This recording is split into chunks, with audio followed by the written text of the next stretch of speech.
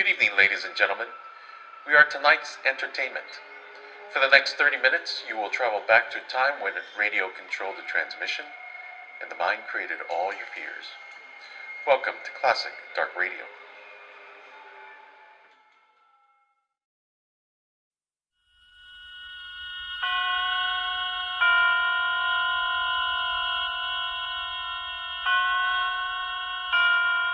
Roma Wines present Suspense.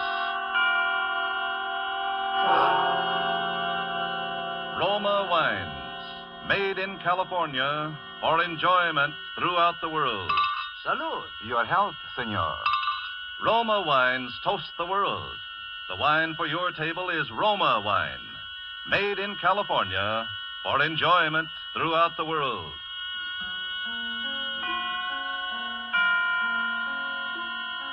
This is the man in black, here for the Roma Wine Company of Fresno, California, to introduce this weekly half hour of Suspense. Tonight from Hollywood, Roma Wines bring you as star Miss Lucille Ball, who appears tonight as a Broadway lady, whom you may have often seen if you are a devotee of musical comedy. She is the third one from the left in the chorus line. And so with this little lady's narrative about the 10 grand, and with the performance of Lucille Ball as Miss Gigi Lewis, we again hope to keep you in suspense.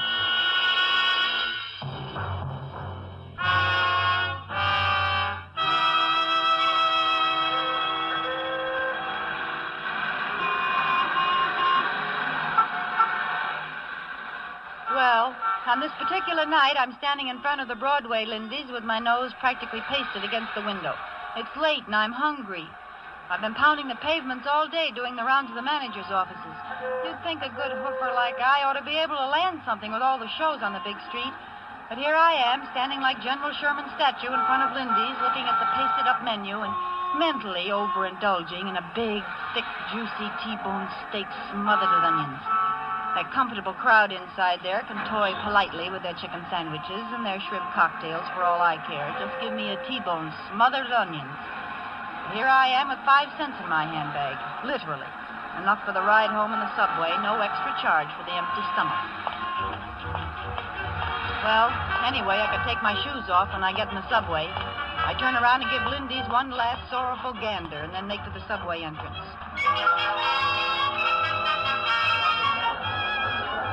It's just the time the shows are letting out. Plenty of people from the taxi set are taking the subway home these nights, being short on tires and gas.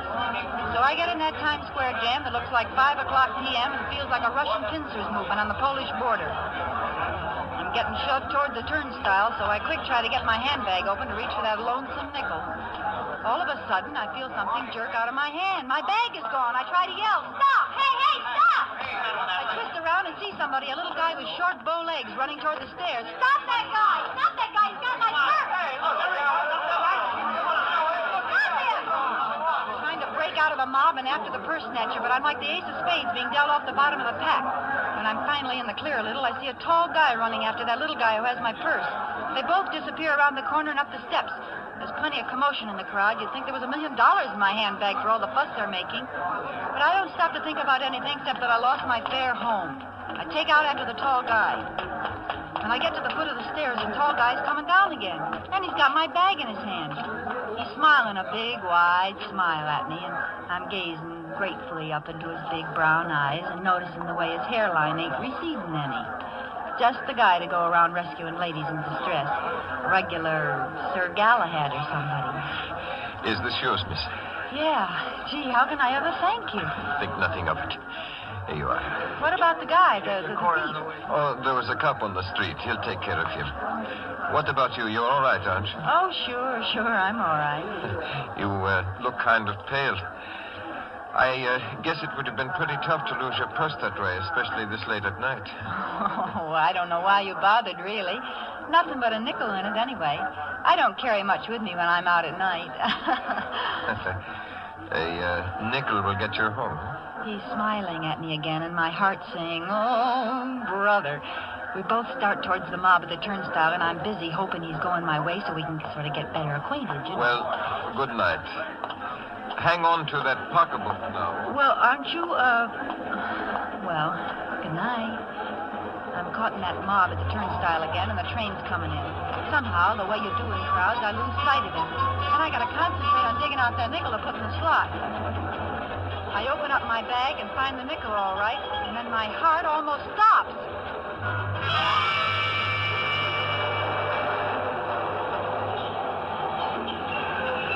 There in my handbag sits a great big wad of bills, folding money, cash. I managed to get the nickel in the slot and get myself through to the platform and on the train, all the while hanging onto that bag as if there were 10 grand in it. $10,000. Gee, it could be that much. The roll is big enough. My head's going around in crazy circles. The doors close behind me and everybody in the car is rushing to find a seat. Over the noise, I hear some contented soul whistling.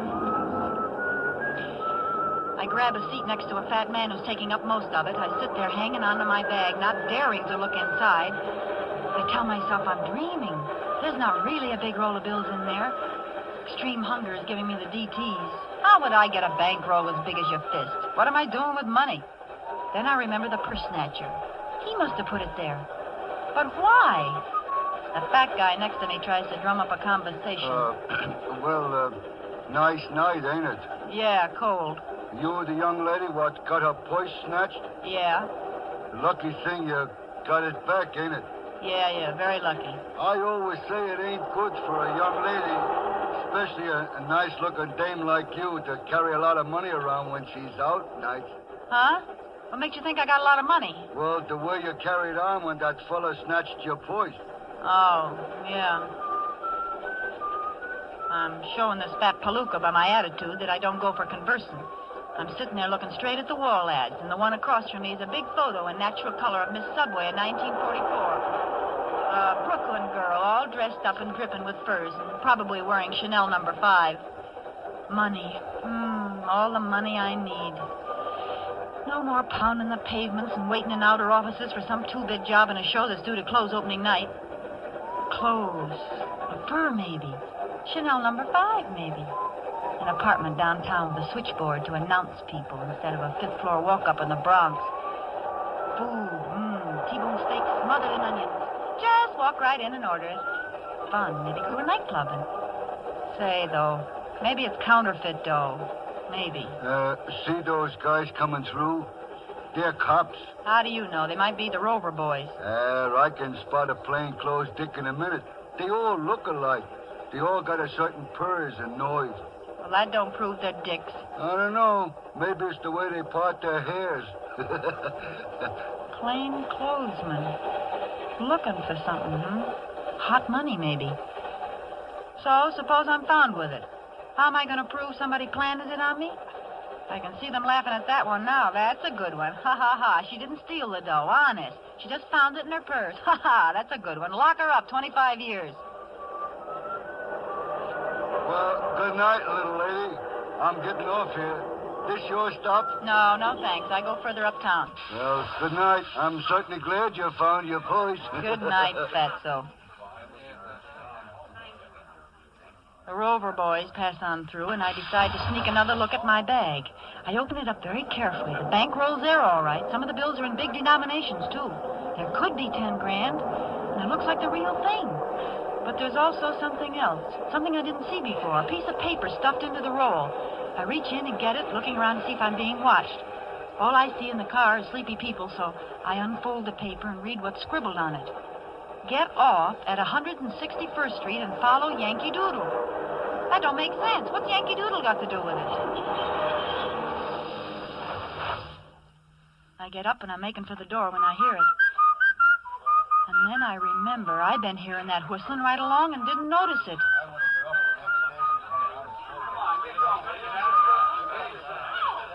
I back into the first empty seat and prepare to do some thinking. Somebody in this car wants that bankroll again. Could it be Sir Galahad? I just can't bear to think of him as a criminal type, but he was awful quick to go chasing after my purse. And he could have been in this car all along without me seeing him. I try to get a quick look around, but there's people in the aisles. And a dear little old lady is pushing her way forward. She sits down next to me. I was sitting next to a man who kept snoring. Do you mind if I sit here? No, not at all. I didn't know there could be so much confusion in the subway this late at night. Well, in New York, you get to confusion 24 hours a day. Well, I guess I'm just not used to it, that's all. Say, you look like there's something wrong. What's the matter? Do you feel sick? I'm all right. Oh. Hey, she's passed out. Won't somebody help me? This woman's sick. Here. Look out. Here, give her a slug of this. This'll bring her to. Thanks, that's swell. Now, look, lady, just take a swallow. It won't hurt you. Go on. Swallow it. That's it. Oh, I'm terribly sorry, really. Forget it. How do you feel? I can't imagine what happened. All at once, everything seemed to whirl around. Sure you're all right now? I'll be fine in just a moment. Here's your medicine, mister. Thanks. That's okay. You're awfully kind. I didn't think people were so kind in a big city like this. You better take it easy now. Where do you get off? What's that? Where do you get off? Oh, 169th Street.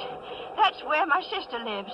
I'm visiting her, you see, and I just thought I'd go downtown tonight and see a show and have a good time.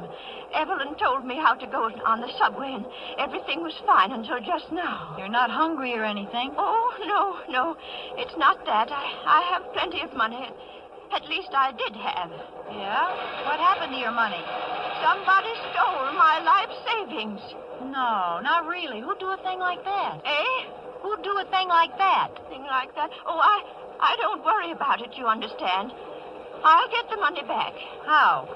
Well, don't you remember the old saying? It takes a thief to catch a thief. I suppose so. Yes. Well, that's just how I plan to catch the person who stole my money. How much did you lose? What's that? How much did you lose? Oh, lose. Well, I had been saving it all my life, and there was at least, $10,000. Gee, that's too bad. Well, am I going to give it back to her if it turns out to be her money? How do I know she's not pulling a fast one? I remember that in shows, it's always the dear old lady who fakes a faint to get sympathy when she's really the brains of the mob. Yeah. I noticed she got a big gulp from the bottle while she had the chance. Well, supposing she is on the level, would I give her the money when I have it here? 10 grand? And me practically in the lap of luxury? Would I? Oh, my. Listen, do you know how to whistle? What a strange thing to ask me. As a matter of fact, yes, I do. Well, I'm awfully fond of whistling. Are you? Well, you know, I was judged the champion whistler of the Ladies' Auxiliary at church back home. Well, isn't that nice? Yes. Won't you whistle something for me? Oh, well, I couldn't. Not here. People would turn around and look at me. Well, you already caused quite a stir when you fainted. Oh, did I? Mm-hmm. Well, then, what would you like to hear? Yankee Doodle. Well, I'll try.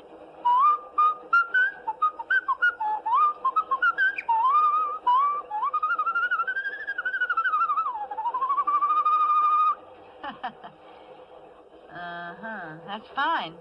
But I guess it doesn't prove anything. I beg your pardon? I meant, how was it you say you lost all that money? Oh, the money. Why, the bank teller back home just ran off with the savings of practically everybody in town. Oh, it happened back home, huh? When? Well, now, let me see. Why, it must have been 5... No. It was just about 6 years ago. Oh. Yes, and why do you ask me? Well, I just thought maybe I thought you might have just lost it tonight the way you talked. Well, I hope I didn't alarm you. But I just keep knowing I'm going to get that money back someday. Yeah, I'm sure you will. Oh, listen. Somebody else is whistling Yankee Doodle now. That's very fine whistling, too. Isn't it, though? Yes. Yeah, and this time it's no old lady. I got an idea it's somebody who just possibly could have a slight case of murder on his mind.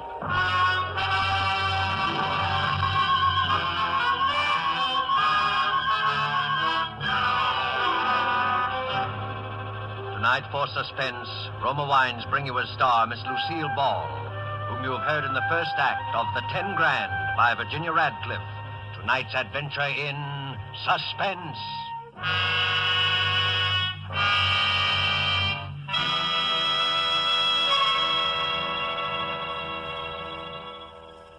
Far to the south of us is our good neighbor country, Ecuador, land of towering mountains, sweeping vistas.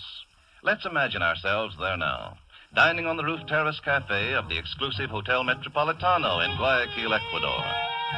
Near us, an American has just complimented his hosts on the magnificent dinner, to which his host quickly responds, "Ah, yes, it is true that our foods are famous. But from your land comes a rare delicacy also, one which has spread the fame of your own California to many far corners of the world. It is this superb wine, so excellent that we in Ecuador import it from your United States. My friend, I drink to you in your own delicious Roma wine." Our Ecuadorian friend is right, for Roma wine's superb quality has won such favor in many far places that they import it, enjoy it as a rare luxury. But not so here in America. Here, millions know and enjoy Roma wines as an inexpensive, everyday delight, at meal times and when entertaining. So many, in fact, that Roma is America's largest selling wine, with no high import duties to pay nor expensive shipping costs. You enjoy these distinguished wines for only pennies a glass. Ask for Roma wines, which bring you old-world wine-making skill, plus Roma's own modern scientific controls and testing. That's R-O-M-A, Roma wines, America's largest selling wine, made in California for enjoyment throughout the world. And now it is with pleasure that we bring back to our soundstage Lucille Ball in The 10 Grand, a tale well calculated to keep you in suspense.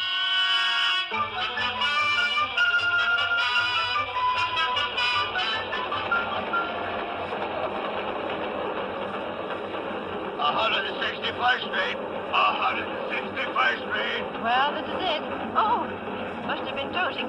Is this your station? Yeah, and the next stop is yours. Don't fall asleep and miss it now. Well, I won't. You've been very kind. I do want to thank you. Think nothing of it.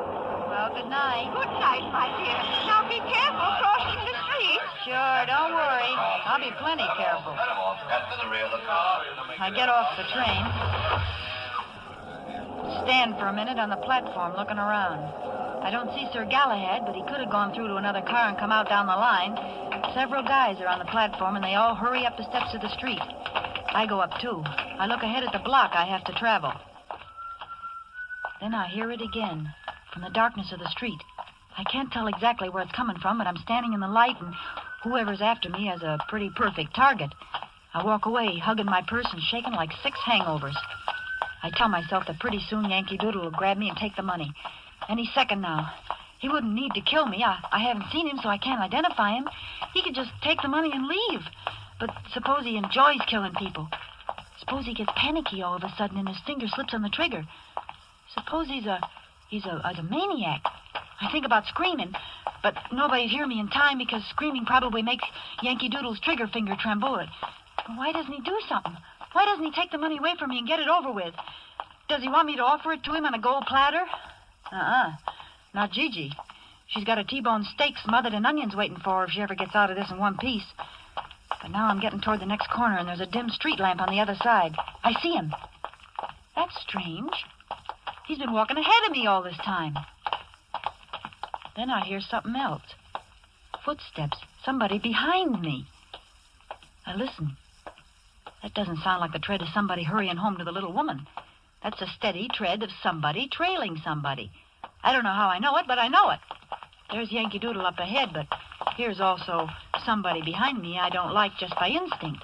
I'm sandwiched. I'm the ham between 2 slices of rye. I listen again. He's getting closer. By the time I reach the corner, he'll catch up with me. I try walking faster. He's walking faster, too. I turn around. I can see his dark shape behind me with a distant street lamp back of him. Then I see something else. Back away, across the street, is another man walking fast. Now I got 3 of them. I'm in a triple-decker sandwich now. I want to scream. I want to yell help. But my heart's got all mixed up in my larynx somehow, and I know I'd never be able to project my voice past the next crack on the sidewalk. They're catching up to me fast. If this is the end, sister, this is it. I'm already imagining the cold steel on my back, and then...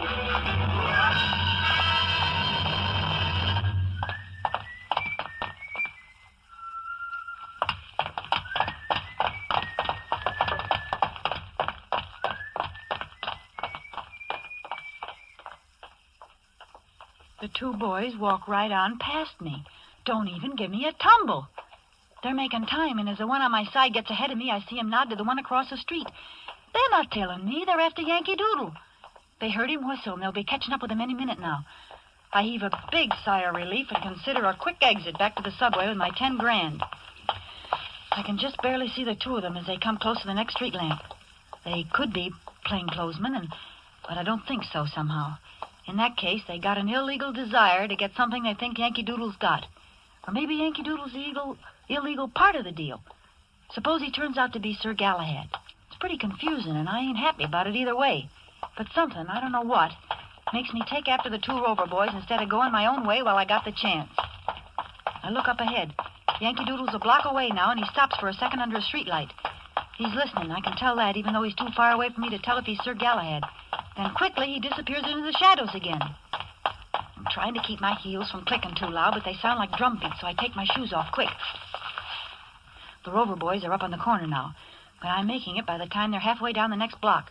The street lamp must have burned out along here because it's blacker than the Schiaparelli dinner dress. If only a police car would come by or something. Maybe Winchell would be cruising with the boys, yeah, and then he'd give me a plug in his column and it'd be easy for me to get a job. Oh, what am I thinking about things like that for now? Besides, there ain't a car on the street. There hasn't been one since I got off the subway. Suddenly, out of the blackness, a hand grabs my arm, another covers my mouth. Be quiet. Don't scream. It's me. Yeah, let's get down in the stairway where they can't see us against the light. Now. You didn't need to choke me. They'll come back this way in a minute, as soon as they found out they'd lost me. How'd you get here? I thought you was way ahead of them. I was. I ducked in here and let them pass. Are you with me? Why should I be? It's my life or theirs. So what? I got your purse back for you. Yeah, Sir Galahad. You got my money. It could be their money. Yes, but it isn't. Wait, they're coming back. I got an idea. I'll step out and say something, and you... All right. Get up there quick. They're coming. Well, hiya, boys. Fancy seeing you here. Nice night, ain't it? Never mind, sister. We ain't got time to chat. Well, you needn't blind me with that flashlight. I just wanted to pass the time of day. Well, it ain't that time of day, so step aside and let... Hey, let him go. Hey, he was trying to get up. Let's make sure they're really out. Are you kidding? They're both out farther than the 12-mile limit. Then let's get away from here fast. Come on. Wait a minute. What's the matter? You don't want to be picked up around here, do you? Well, I got to put my shoes on first, don't I? Say, do you know I broke my heel on that heel?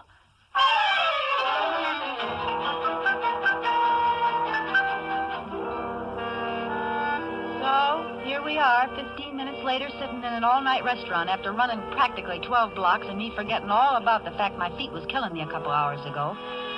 Sir Galahad's breathing just like normal, but I'm still sounding like a pair of bellows trying to catch my wind.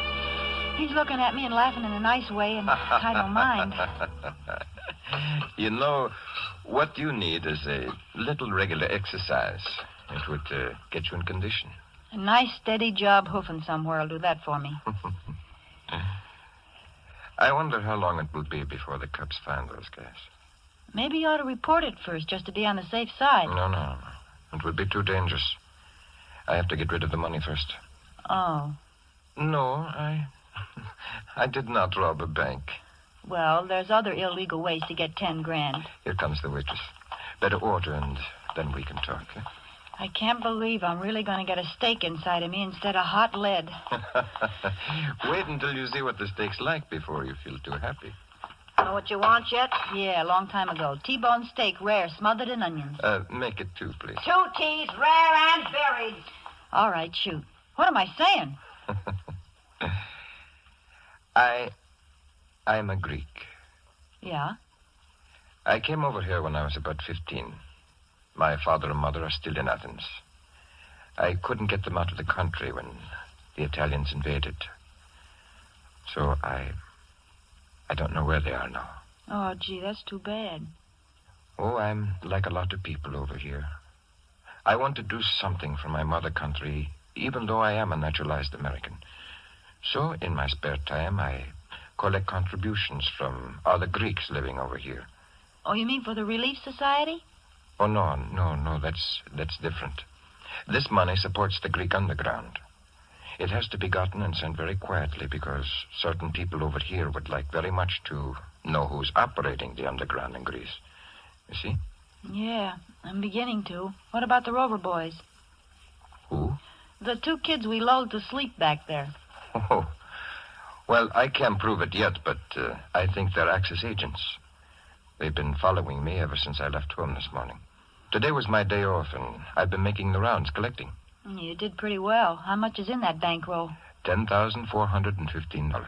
Oh, boy, you're quite a salesman. I've got a good product to sell. Anyway, I thought I could shake those guys in the subway. But then when you got your purse lifted, I did a little quick thinking and decided the money would be safer with you for a while. And I do want to thank you. Oh, that's all right. Always glad to help out. Well, I guess you'd like to have your 10 grand back now, huh? You know, in Greece, they have a law that whoever finds money gets to keep 10% as a reward. No kidding. Yes. So the way we'd figure it, you get $1,041.15. Say, that's wonderful. That's a great custom. I wonder why they don't adopt it in America. Well, I guess America has a lot of things that Greece doesn't have. T-bone steaks, for instance. Yeah, that's true. Well, here you are. I hope you get the dough into the right hands. Thank you very, very much. Aren't you going to count out your 10%? I got to contribute something to winning the war, ain't I? Say, miss. You want me? Yeah, what happened to them 2 T-bone steaks? Oh, well, I'm sorry, but when I took your order for the steak, I forgot this was Meatless Tuesday. Oh, no.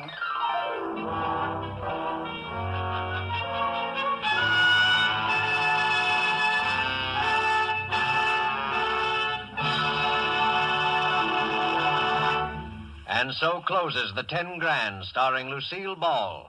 Tonight's tale of Suspense. Suspense is produced and directed by William Spear. Have you had the thrilling experience of enjoying a meal prepared and served with delightful Roma wines? Well, tomorrow evening, we suggest that when preparing your dinner, whether it be fish, meat, or poultry, just add a generous portion of your favorite Roma table wine, Sauterne, Burgundy, or Claret. Then simply put the same bottle, well chilled, on the table with the meal. You'll be in for a new experience in just how good even the simplest everyday foods can be when prepared and also served with superbly flavored Roma wines. Don't put off discovering how much these delicious and inexpensive Roma wines can add to the pleasure of everyday living. Remember, thousands make Roma wines their daily standby for greater enjoyment at a cost of only pennies a glass. Ask for R-O-M-A, Roma Wines, America's largest selling wine, made in California for enjoyment throughout the world. This is Lucille Ball. I always enjoy my appearances on Suspense, and tonight I'm particularly proud because Mr. Spear has just counted up, and he says that tonight I said more words per minute than any actress he has ever had on the show. Well, here's just a few more, and I hope you will give heed to them. Don't let tomorrow go by without buying an extra war bond. Lucille Ball appeared tonight through the courtesy of Metro-Goldwyn-Mayer, producers at the White Cliffs of Dover. Next Thursday, same time, we will present the best-selling novel, The Walls Came Tumbling Down, and Mr. Keenan Wynn will be your star of Suspense. Presented by Roma Wines, R-O-M-A, made in California for enjoyment throughout the world.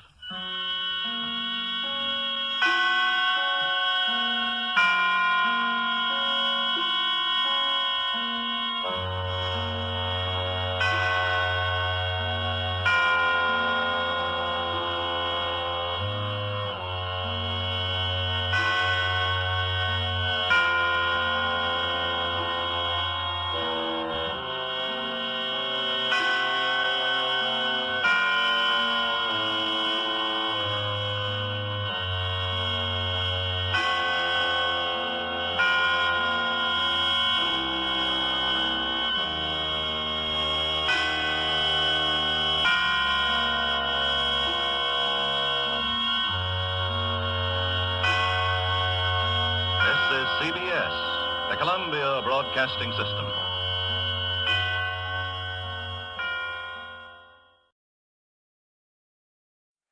Thank you for joining us. I hope you enjoyed tonight's entertainment. Now, I caution you to subscribe before it's too late, before this broadcast ends, before we